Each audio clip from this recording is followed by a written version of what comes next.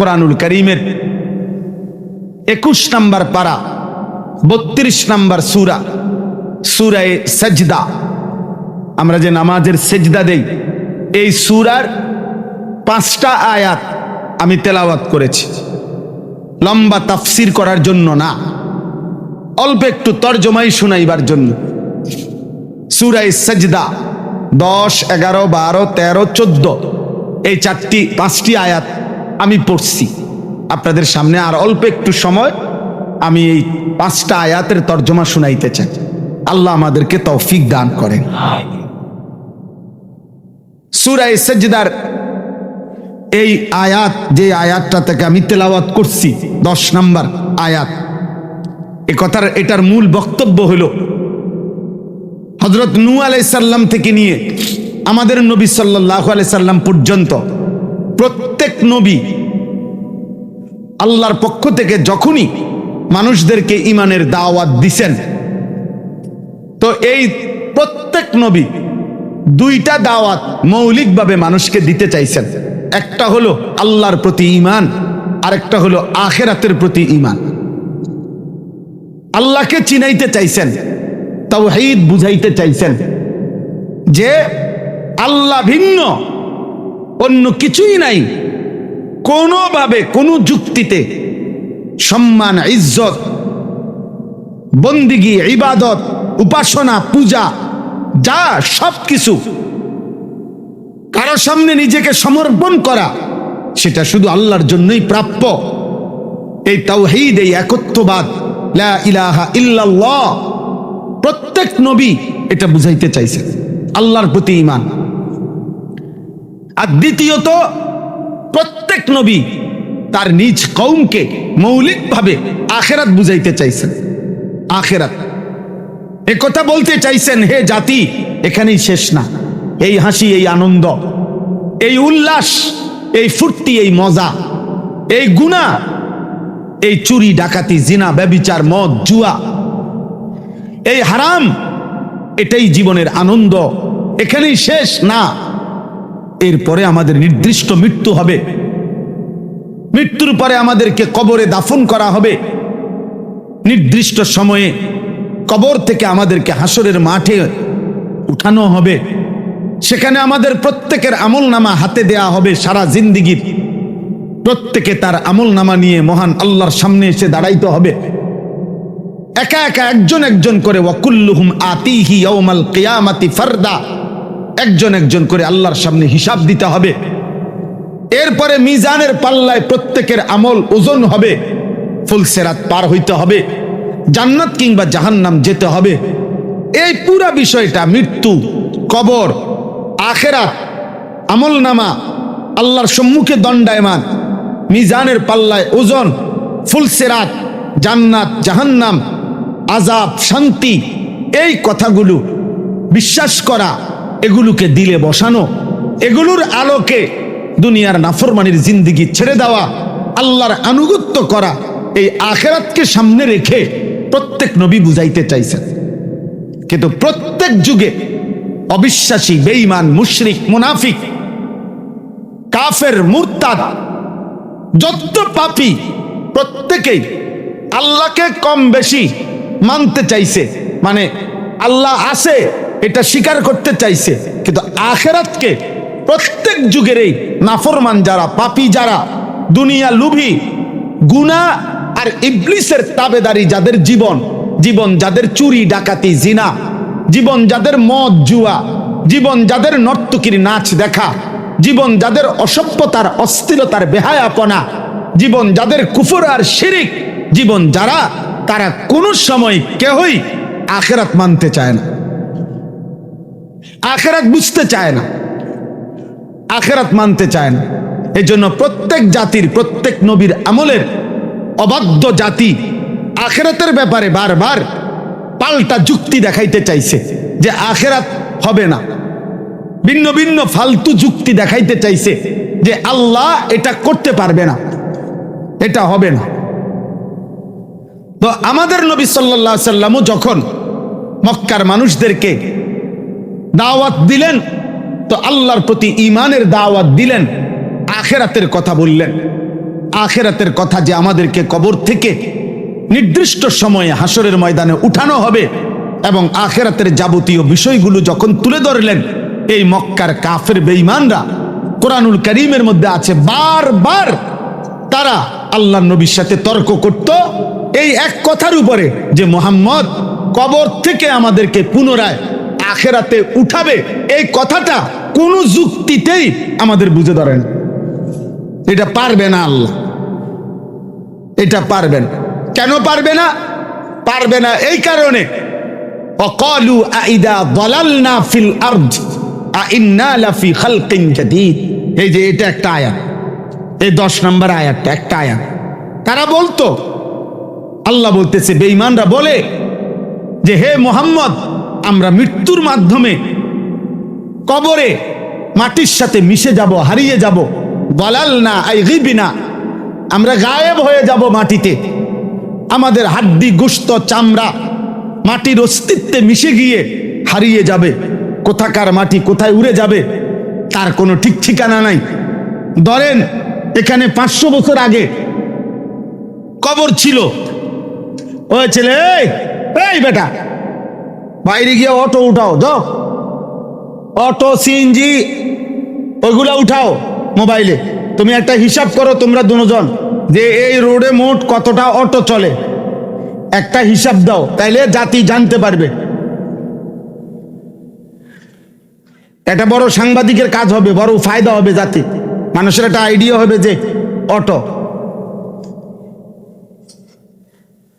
তাইলে বললাম যে মনে করেন এখানে 500 বছর আগে কবর ছিল, হতে পারে 500 বছরের ব্যবধানে ওইখানে এখন কবর তো দূরে থাক, মাটিও নাই, খাল হয়ে গেছে, নদী হয়ে গেছে, এমন আছে না?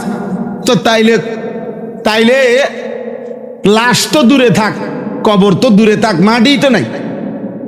তো হেরা বলতো যে আল্লাহ কই পাইব কবর, কই পাইব মাটি, আড্ডি কই, গোস্ত কই, চামড়া কই, কিচ্ছুই তো নাই, কোত্থেকে আনবে? নাউযুবিল্লাহ। এইভাবে বলতো, এভাবে বলতো। ফাকাল আল কাফিরুনা হাদা শাইউন আজীব। আল্লাহ কোরআনে বলে, বেঈমানরা বলে মুহাম্মদ এটা একটা আশ্চর্য ব্যাপার, কেমনে কবা আইদা মিথনা ওয়া কুননা তুরাবা যালিকা রাজউন বাঈদ। আরে মুহাম্মদ আমরা মরে যাব, মাটির সাথে মিশে যাব, আবার আমাদেরকে ফেরত নেওয়া হবে, এটা অনেক দূরের ব্যাপার, এটা সম্ভব না, আল্লাহ এটা পারবে না। নাউযুবিল্লাহ। ওয়াদারাবা লানা মাসালান ওয়া নাসিয়া খালকা ক্বালা মান ইউহয়িল ইযামা ওয়া হিয়া রামীম। যে নবীজির সামনে উটের পুরান হাড্ডি আইনা নবীজির সামনে ভাইঙ্গা চুরমার চুরমার করছে হাড্ডি, একবারে হাড্ডিটাকে পাউডার বানায় ফেলছে, বানাইয়া ফু দিয়া উড়াইয়া আস ইবনে ওয়াইল বেঈমান বলছে মুহাম্মদ তোমার আল্লাহ এই হাড্ডিটা কোত্থেকে আনবে? এটা তো আমি ভাইঙ্গা গুড়া কইরা পাউডার বানাইয়া উড়াইয়া দিছি, তো এই উটের হাড্ডি এটা উটের জন্য কোত্থেকে আনবে? এটা পাইব কই? এটা তো নাই। এই জাতীয় যুক্তি প্রতিনিয়ত তারা পেশ করত আখিরাত না হওয়ার ব্যাপারে, বলতো যে কবরে খুঁজে পাবে না, মাটিতে খুঁজে পাবে না।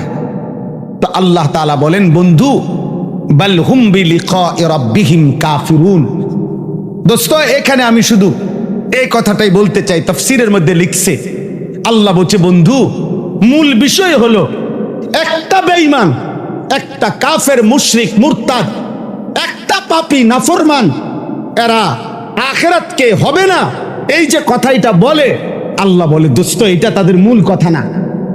তাদের কলজার ভিতরে যদি আপনি খুলতেন তাইলে বুঝতেন মূলত আখিরাত হবে, আখিরাত আমি আল্লাহ করব, কবর থেকে আমি পুনরায় উঠাইতে পারবো, এটা তারাও বুঝে, আমি পারবো, কারণ আমি আল্লাহ যে সর্বশক্তিমান এই কথা তাগরে জিজ্ঞাসা করেন যে তারা জানে কিনা, তারাও বলবে হ্যাঁ আল্লাহ সর্বশক্তিমান। তো যিনি সর্বশক্তিমান তিনি তো এই জন্যই সর্বশক্তিমান যে তিনি সব করতে পারে, এই জন্যই তো সর্বশক্তিমান। তো যিনি এটা পারবে না তো তিনি সর্বশক্তিমান হয় কেমন? এই জন্য এটা যে একটা সহজ কথা এটা তারা বুঝে, আমি পারবো। দ্বিতীয়ত তাদেরকে আপনি বলেন, আমি আল্লাহ তিনটা কথা বলছি, আমি জন্ম দেই, আমি মৃত্যু দেই, আমি আখিরাত তাদেরকে ফিরাবো কবর থেকে।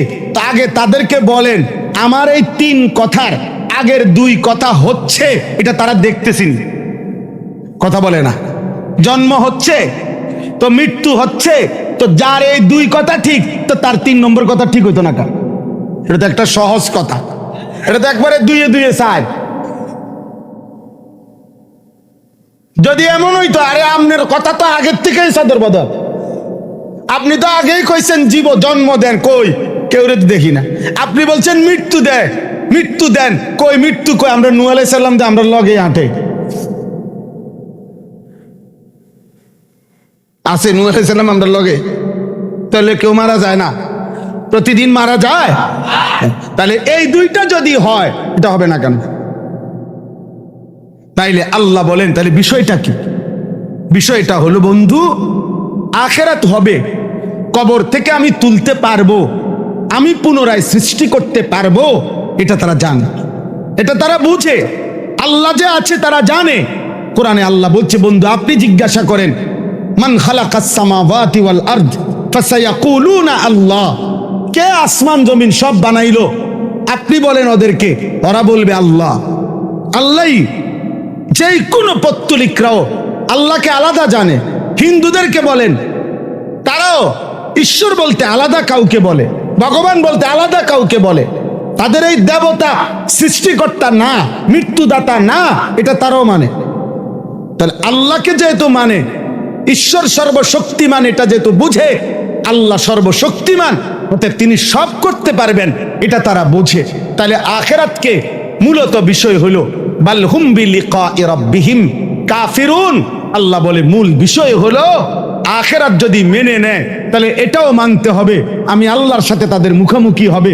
আখিরাত যদি মেনে নেয়, তাহলে এটাও মানতে হবে যে গুনার রাস্তা, নাফরমানি, অসভ্যতা এগুলো ছেড়ে দিতে হবে। আখিরাত যদি মেনে নেয়, তাহলে আমি আল্লাহর গোলামি করতে হবে, আমার আনুগত্য করতে হবে। ওইটা তারা চায় না, এই জন্য আখিরাত তারা মানতে পারে না। মূল বিষয় হলো, বরং তারা আমার সাক্ষাৎ চাচ্ছে না, নাই তো তারা বুঝে আমি পারবো। আজকের পৃথিবীতে আমি একটা ছোট্ট উদাহরণ দেই।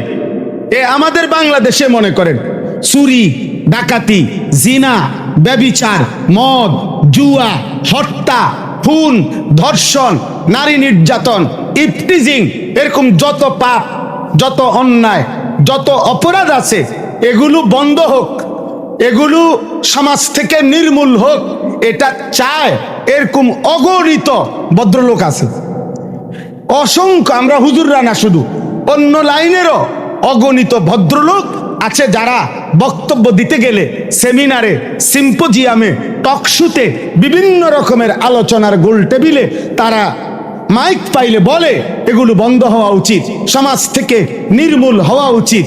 কিন্তু আফসোসের বিষয় হলো, একবারও এটা বলে না যে এটা নির্মূলের, সমস্ত অন্যায়, সমস্ত পাপ নির্মূল করা, সমাজ থেকে চিরতরে সরানো এর একমাত্র কার্যকর মাধ্যম আল্লাহর কোরআনের বিধান এই সমাজে কার্যকর করা, রাসূলুল্লাহর বিধান কার্যকর করা। এটা একবারও বলে না, বরং এটা জানে এটা বললে এটা বাস্তবায়ন হয়েই যাবে। এই জন্য এইটা না বলে অপরাধ দমনে নিজস্ব মন মতো ভিন্ন ভিন্ন পদ্ধতি প্রয়োগ করতে চায়। এই হলো মূল। আমাদের কুমিল্লা পোস্টার লাগাইছে মাদকের বিরুদ্ধে ফুটবল, মাদকের বিরুদ্ধে ফুটবল। কথা বুঝেন নাই আমি? অর্থাৎ কিশোর যুবক মাদকাসক্ত থেকে বাঁচবে ফুটবল খেলতে খেলতে। সুবহানাল্লাহ, কি অবাক বুদ্ধি! কি মাথা এটা? ফুটাটা মাথা, ফুটাটাই ব্রেন। অথচ এই পৃথিবীতে সবাই জানে আন্তর্জাতিক অসংখ্য ফুটবল খেলোয়াড় আন্তর্জাতিক খেলার অঙ্গন থেকে শত শতবার বাদ পড়ছে, যে শরীরের মধ্যে ডোপ টেস্ট পজিটিভ প্রমাণিত হলে, অর্থাৎ খেলোয়াড়ের, ফুটবল খেলোয়াড়ের অন্যতম একটি পরীক্ষা, সেটা হলো তার শরীরে মদের উপস্থিতি আছে কিনা। এটা ডোপ টেস্ট পরীক্ষা দিতে হয় তাকে। সেখানে যদি পজিটিভ আসে তাহলে তাকে খেলার অনুমতি দেয় না। এরকম আন্তর্জাতিক বহু খেলোয়াড় যারা ফুটবল খেলার মাঠ থেকে চিরতরে নিষিদ্ধ হয়েছে শুধু এই মাদকাসক্ত মদ পান করার কারণে। তাহলে যেইটার মাধ্যমে আপনার যুবক মদ থেকে বাঁচবে, ওই যিনি ফিরাবে উনি তো নেশাখোর, উনি তো নেশাখোর, উনারে তো পরীক্ষা দিয়ে টেকন লাগে। তো বেড়ায় যদি ঘাস খায় হবে কেমনে? এই জন্য এটা দিয়ে হবে না। আপনার বুদ্ধি দিছে ধর্ষণ, নারী নির্যাতন, ইফটিজিং বন্ধ হবে কিভাবে? ওপেন খোলা স্টেডিয়ামে ধর্ষণ ইফটিজিং এর বিরুদ্ধে ওপেন কনসার্ট। হ্যাঁ, আমাদের বাংলাদেশে হয়েছে বহুবার কনসার্ট, মানে ব্যান্ডের তালে তালে, শিল্পী বাদ্যের তালে তালে, আপনার গানে গানে, তালে তালে, সুরে সুরে, নাচে নাচে শিল্পী বুঝাইয়া দিবে, যুবক যুবতী মাঠে নাচবে আর তাদেরকে বলবে যে তোমরা ধর্ষণ করবে না, ব্যভিচার করবে না, ইফতিজিং করবে না। আর কনসার্টের মাঠ থেকে ছেলে মেয়েরা শপথ করবে এখান থেকে আমরা জুনায়েদ বাগদাদি হয়ে ঘরে ফিরবো। সুবহানাল্লাহ। বুঝেন নাই হিসাবটা? আল্লাহর কসম ওরা বোঝে, ওরা বোঝে ধর্ষণের শাস্তি কোরআন যা বলেছে, জিনার শাস্তি কোরআন যা বলেছে। আল্লাহ বলছে, হে আমার বান্দা, যদি জিনার শাস্তি কার্যকর করতে গিয়ে ওয়ালা তাখুযকুম বিহিমা রাফাতুম ফি দীনিল্লাহ ইন কুনতুম তুমিনুনা বিল্লাহি ওয়াল ইয়াউমিল আখির ওয়াল ইয়াশহাদ আযাবাহুমা তাইফাতুম মিনাল মুমিনিন। আল্লাহ বলেন, প্রকাশ্য দিবালোকে জনসম্মুখে ব্যভিচারী যদি অবিবাহিত হয়, অবিবাহিত ছেলে মেয়ে হয়, প্রকাশ্যে সবার সামনে তাদেরকে চামড়ার বেত দিয়ে 100 বেত্রাঘাত চাবুক দিয়ে বেত্রাঘাত করতে হবে। এই বিধান কার্যকর করতে তোমাদের যারা মুসলিম শাসক তার কলিজায় কোনো বিন্দু মাত্র যেন দয়া মায়া না আসে। মুসলমান যেন চারদিকে দাঁড়িয়ে সেই দৃশ্য দেখে। বিবাহিত পুরুষ নারী যদি পরকীয়ায় আসক্ত হয়, এরকম অসভ্য বিবাহিত ব্যভিচারী পুরুষ নারীকে প্রকাশ্যে সম্মুখে পাথর মারতে মারতে রজম করে হত্যা করতে হবে। এটা আল্লাহর বিধান। খোদার কসম, তুমি একবার লক্ষ কণ্ঠে, কোটি কণ্ঠে শাসককে বলো এই আইন কার্যকর করতে, তো আল্লাহর জমিনে 100 বছরের জন্য জিনা ব্যভিচার বন্ধ হয়ে যাবে। কিন্তু এটা জীবনও বলবেন। এটা হলো আফগানিস্তান। আজকে 800 কোটি মানুষ তাকায় দেখতেছে আফগান কি করে। প্রকাশ্যে স্টেডিয়ামে অন্যায় হত্যার অপরাধে কেসাস হিসাবে শরীয়তের বিধান কার্যকর করতে শিরচ্ছেদ করছে। গোটা ইউরোপের বেঈমানরা বলছে এটা মানবাধিকার লঙ্ঘন কতদিন আগে। কিন্তু যেই লোকটা 12 জন মানুষকে নৃশংসভাবে অন্যায়ভাবে হত্যা করলো, এটা মানবাধিকার রক্ষা হয়েছে। কথা বুঝছেন না? তো এইখানে আল্লাহ এটা বলছে। এই জন্য আমার ভাই, আমার বন্ধু, ঈমান, ইসলাম, আখিরাত, আল্লাহর কোরআন, রাসূলের সুন্নাহ, আল্লাহর বিধান, নবীর বিধান, কোরআনের হুকুম, আল্লাহর আইন, এই সব কার্যকর বিহীন আল্লাহর কসম কাঙ্ক্ষিত পরিবর্তন ঘর, দেশ, জাতি, ব্যক্তি, সমাজ, রাষ্ট্র হবে না। অন্য কিছু কারো পরিবর্তন হবে না, ঘরের পরিবর্তনও হবে না, রাষ্ট্রের পরিবর্তনও হবে না। পরিবর্তনের একটাই মাধ্যম আল্লাহর কোরআন, রাসূলের সুন্নাহ। দিন মানা, এটাই আমরা বলতেছি, এটাই উলামায়ে কেরাম বলতেছে। আপনি প্রত্যাখ্যান করেন, আপনি বিদ্রুপ করেন, আপনি ঠাট্টা করেন, আপনি উগ্র বলেন, আপনি সাম্প্রদায়িক বলেন, আপনি উদারতার পরিপন্থী বলেন, আপনি মৌলবাদ বলেন, আপনি যা বলেন, বহুত কিছু বলে চাইছে। কোন বেঈমান, কোন মুরতাদ, 50 ঊর্ধ্ব বাংলাদেশের এই বয়সে এই পর্যন্ত নাস্তিক, মুরতাদ, বেঈমান, আল্লাহদ্রোহী, মুনাফিক শক্তি ওলামায়ে কেরামকে হুজুর বলতে কওমি মাদ্রাসার ওলামা সহ তাদের সাথে সম্পৃক্ত ঈমান আমল অনুসরণ করে মানুষদেরকে কখনো মৌলবাদ, কখনো উগ্র, কখনো জঙ্গি, কখনো টেররিস্ট, কখনো সাম্প্রদায়িক হাজার রকমের গালি দিয়ে চাইছে, কিন্তু খায় না। পাবলিক খায় না, পাবলিক এগুলা খায় না, কোনোটাই চলে না। এই জন্য কয়দিন পর পর নতুন নতুন শব্দ আনে, একটা আনলে আরেকটা মার খায়। ওলামায়ে কেরাম আছে, ছিল, থাকবে ইনশাআল্লাহ। ইনশাআল্লাহ। এই সেই আব্দুল হামিদ কায়েদে মিল্লাত, আব্দুল হামিদ মধুপুরের পীর সাহেব, 4 জন সন্তান যার অন্যায়ভাবে জেল খাটছিল যখন, তিনি তখন এদেশের নেতৃস্থানীয় ব্যক্তিদের দ্বারে দ্বারে ফাইল নিয়ে বয়স্ক মানুষ ঘুরছিলেন। সেদিন এমনও ব্যক্তি বাংলাদেশের যিনি তাকে ফিরিয়ে দিয়েছেন, কথা বলবার মতো সুযোগও দেয় নাই। সেই আব্দুল হামিদ পীর সাহেব 20 লক্ষ মানুষের জনসমাবেশে ঢাকার সোহরাওয়ার্দী উদ্যানে পৃথিবীকে দেখিয়ে দিয়েছেন আব্দুল হামিদ এখনো আছে, এখনো আছে। মধুপুরের পীর সাহেব, এদেশের বুজুর্গরা এখনো আছে, এখনো আছে। এজন্য আপনাদের কাছে আমার অনুরোধ, আপনাদের কাছে আমার অনুরোধ, আল্লাহকে ছাড়বেন না, দিন ছাড়বেন না, আখিরাত ছাড়বেন না, আল্লাহর গোলামি ছাড়বেন না, ওলামায়ে কেরামের সংস্পর্শ ছাড়বেন না। বলেন ইনশাআল্লাহ। কোন নামে, কোন নামে, দাওয়াতের নামে, তাবলীগের নামে, তাজকিয়ার নামে, কোন নামে ওলামায়ে কেরাম থেকে বিচ্ছিন্ন করার ষড়যন্ত্র, ধর্মের নামে হোক আর অধর্মের নামে হোক, আনুগত্যের নামে হোক আর আনুগত্য বিহীনতার নামে হোক, এতাতের নামে হোক আর যেই নামে হোক, কোন ওলামা বিদ্বেষী চক্রের কোন ষড়যন্ত্র বাংলার জমিনে টিকবে না, টিকবে না, টিকবে না, টিকবে না, টিকবে না, টিকবে না ইনশাআল্লাহ। এটাই সত্য।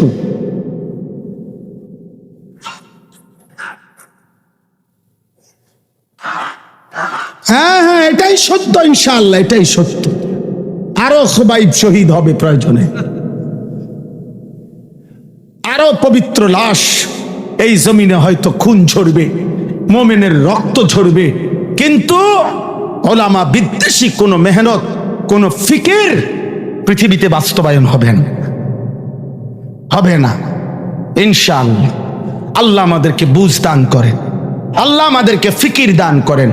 দোস্ত, আল্লাহকে নিয়েই থাকবো, বলেন ইনশাআল্লাহ। বলেন মদিনার বন্ধুকে নিয়েই কলিজায় রাখবো ইনশাআল্লাহ, ইসলাম নিয়েই থাকবো ইনশাআল্লাহ।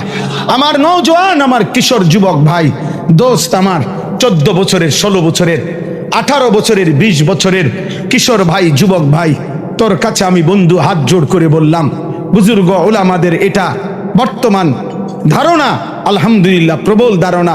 এই এখন তোমরা যারা 14, 16, 18, 20 বছরের নওজোয়ান, তোমাদের হাতেই ইনশাআল্লাহ আগামী দিনে যেই কোনো সময় তোমাদের পূর্ণ বয়সেই মাহদী আসবে, দাজ্জালও বের হবে।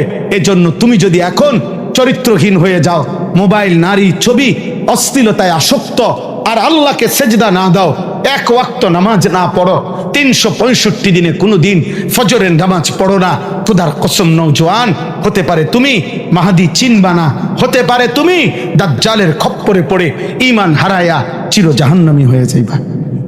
এই জন্য আমি অনুরোধ করলাম নওজোয়ান, 30 বছরের নিচে নওজোয়ান, তুমি ঈমান হারায়ও না। 30 বছরের নিচে নওজোয়ান, তুমি চরিত্র হারায়ও না, তুমি আখলাক হারায়ও না।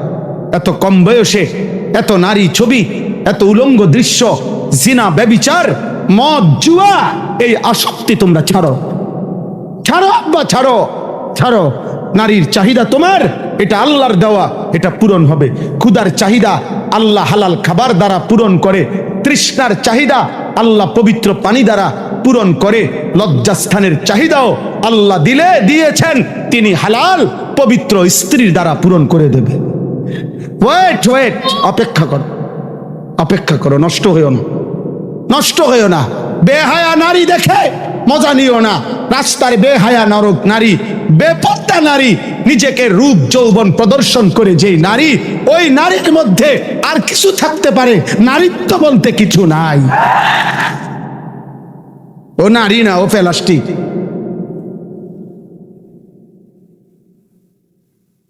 হ্যাঁ হ্যাঁ, প্লাস্টিক তোমারে ধোকা দিবে, ধোকা দিবে, ধোকা দিবে। এই জন্য আমি অনুরোধ করলাম, আজকে আমার মুরব্বীকে সামনে রেখে আমি 30 বছরের নিচে নওজোয়ানদেরকে নিয়ে আমার জীবনের একটু বেশি মেহনত, কিশোর যুবক নিয়ে আমি ভাবি বেশি। এটা আমার দিলে আমি মনে করি আমার মালিকের পক্ষ থেকে।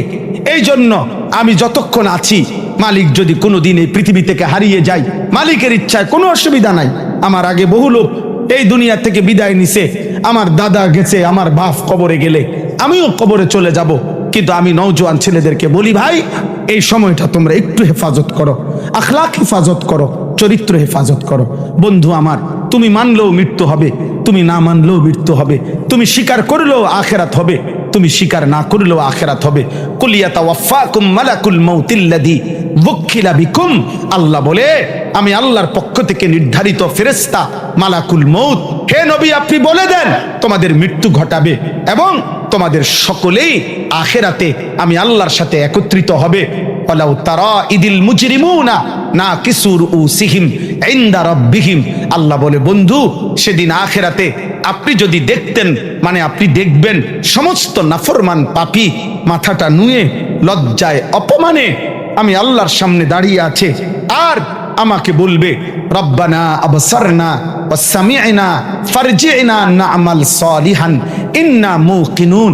আল্লাহ বলে, বন্ধু আমি কসম করলাম, সব পাপী, সব নাফরমান, সব চরিত্রহীন, সব লম্পট, সব হারামখোর, সব মুশরিক, সব বেঈমান কিয়ামতের দিন আল্লাহর সামনে দাঁড়িয়ে বলবে মাথা নুয়ে, আল্লাহ আজ আমি সব দেখলাম, সব শুনলাম, সব মানলাম, আপনি আমারে একবার আবার দুনিয়ায় পাঠান, আমি নেক আমল করব।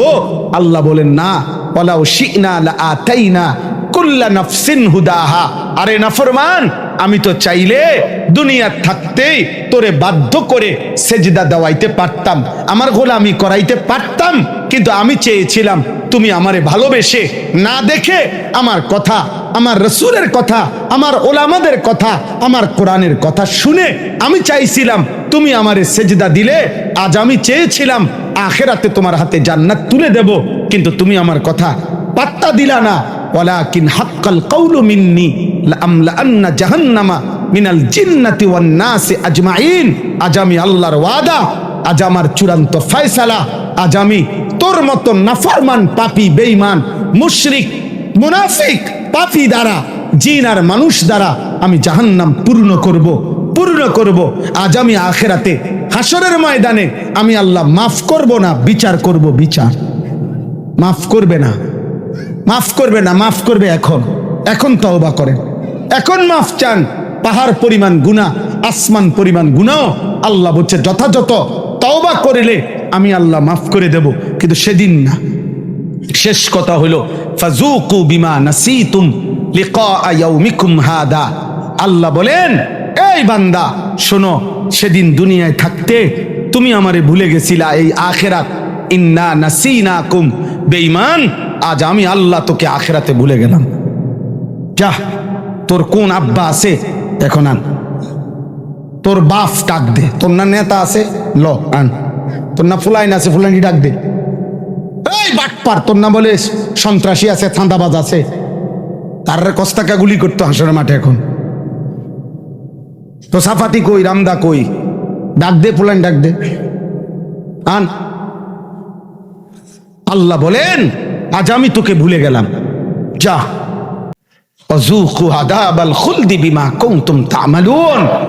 আল্লাহ বলে, বান্দা তোমার সারা জীবনের গুনাহের বিনিময়ে আজ তুমি অনন্তকালের জাহান্নামের আযাব ভোগ করো বান্দা। আমার ভাই, আমার বন্ধু, এমন সুন্দর হায়াত নষ্ট করবেন না। একবারই দুনিয়া, রাত একবার, দিন একবার, আর কোনো দিন, কোনো রাত, কোনো দিন আর আসে না। 12ই ডিসেম্বর 2025 রোজ শুক্রবার, এই শিরোনাম আর হবে না। আগামী সপ্তাহে শুক্রবার আসবে, কিন্তু সেটা 12 তারিখ না। আগামী বছর 12ই ডিসেম্বর আসবে, সেটা 2025 না, 2026। এই শিরোনাম আর হবে না। কোনো রাত আর আসে না, কোনো দিন আর আসে না। আজকের মাগরিবের ওয়াক্ত আর কোনো দিন হবে না, আগামীকালকের মাগরিব। আজকের জোহরের ওয়াক্ত আর হবে না, আজকের 5 ওয়াক্ত নামাজ আজই। এই জন্য আমি অনুরোধ করছি, বাবা, ভাই, জওয়ান, বৃদ্ধ, আমি, আপনি সবাই আখিরাতের কথা ভাবি, আল্লাহর দিকে ফিরি। বলেন ইনশাআল্লাহ। আল্লাহ আপনাদেরকে তৌফিক দান করে।